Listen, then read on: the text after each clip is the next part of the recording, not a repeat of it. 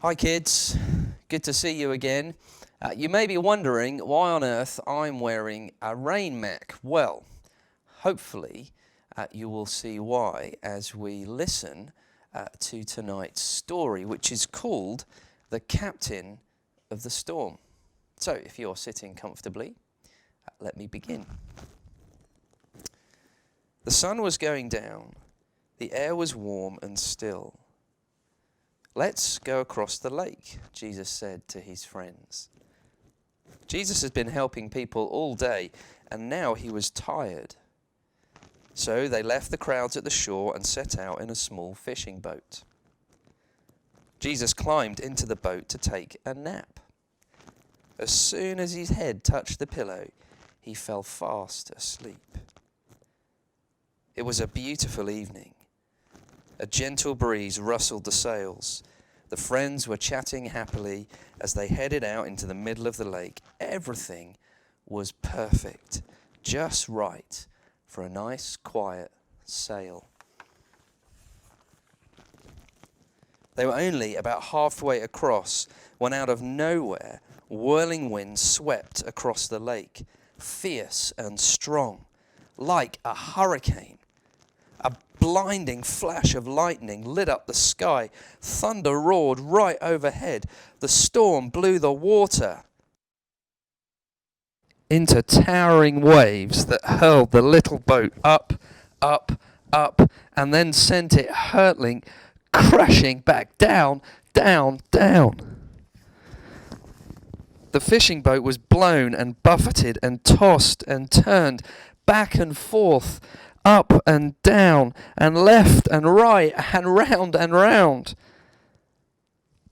And in the middle of the storm, Jesus was sleeping.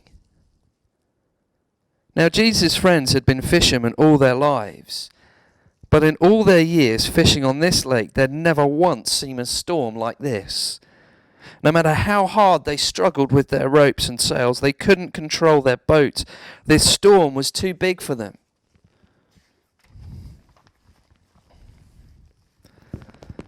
But the storm wasn't too big for Jesus.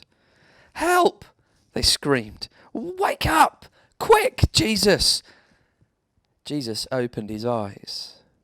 "Rescue us! Save us!" they shrieked. "Don't you care?" Of course Jesus cared, and this was the very reason he had come, to rescue them and to save them. Jesus stood up and spoke to the storm. "Hush," he said, "that's all." And the strangest thing happened. The wind and the waves recognized Jesus' voice. They'd heard it before, of course. It was the same voice that made them in the very beginning. They listened to Jesus and they did what he said. Immediately the wind stopped. The water calmed down. It glittered innocently in the moonlight and lapped quietly against the side of the boat as if nothing had happened. The little boat bobbed gently up and down. There was a deep stillness and a great quiet all around. Then Jesus turned to his wind-torn friends.